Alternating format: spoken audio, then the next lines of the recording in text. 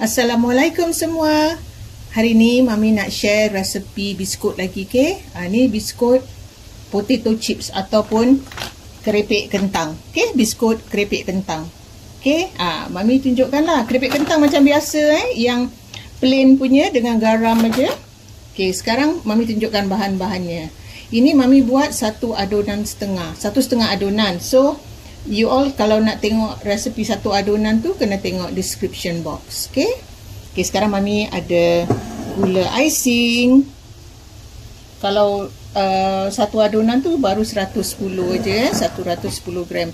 Yang butter ni Mami perlukan, kalau satu adonan 225 gram.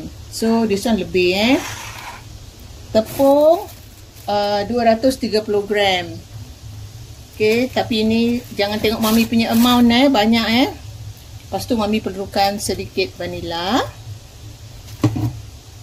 Kacang ni mix nuts Dia boleh suka hati you lah, you nak taruh kacang apa. Mami cuma taruh badam dan pistachio. Ni Mami bakar sebentar. Okay, dalam 10 minit gitu ataupun kurang lah. Dah tu Mami perlukan potato chips. Nanti Mami nak crush ni, nak pecah-pecahkan aja. Okay, ini dalam you need about 100 grams. Okay, lepas tu untuk yang disalut dia tu pula kan, Mami perlukan dalam itu secukupnya lah. Susah kita nak cakap berapa tapi you nak kena ada at least 200 gram lah. Okay, dia punya bahan-bahan sikit aja kan. Okay, kita boleh mula pukul Mami pukul dulu butter dengan icing sugar. Macam biasa Mami pukul gaul-gaulkan butter ni dulu dengan gula icing Gula icing kena ayak Mami dah ayak tadi. Kalau you tak ayak nanti dia berketul-ketul. Okay, sekarang kita pukul dia sampai dia sebati gitu Tak payah pukul sampai tukar warna. Okay, agak-agak. Kita pun boleh masukkan vanila lah. Butter pun jangan terlalu lembik, okay? Sekarang Mami masukkan tepung Dah masukkan tepung, you gaul dulu. Okay, sekarang dah boleh.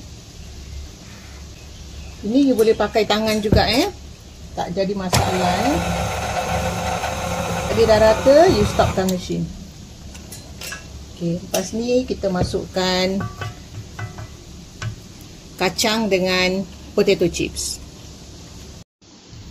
Potato chips tu Mami dah pecah-pecahkan gini Okay, boleh masukkan. Tu you boleh masukkan dengan kacang sekali.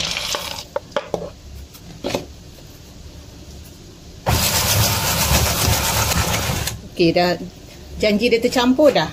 Okay, you dah boleh stopkan mesin. Nanti you ulilah pakai tangan.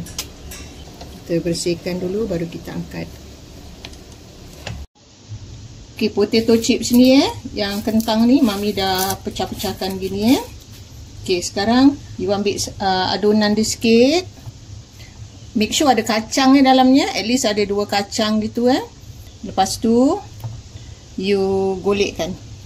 Okay, you golekkan lah. Kalau you nak besar nak kecil itu up to you Mami buat macam ni je. Okay, lepas tu kita taruh macam ni. Okay, kita buat sampai habis. Okay, make sure dalam dia ada kacang Sia nanti orang makan yang tak ada kacang. Kalau potato chips dia besar sangat, dia patah-patahkan lah. Ni terpulang pada you all you nak lebih, you taruh lebih. Kalau you cuma nak salut-salut sikit, you taruh sikit je. Okay,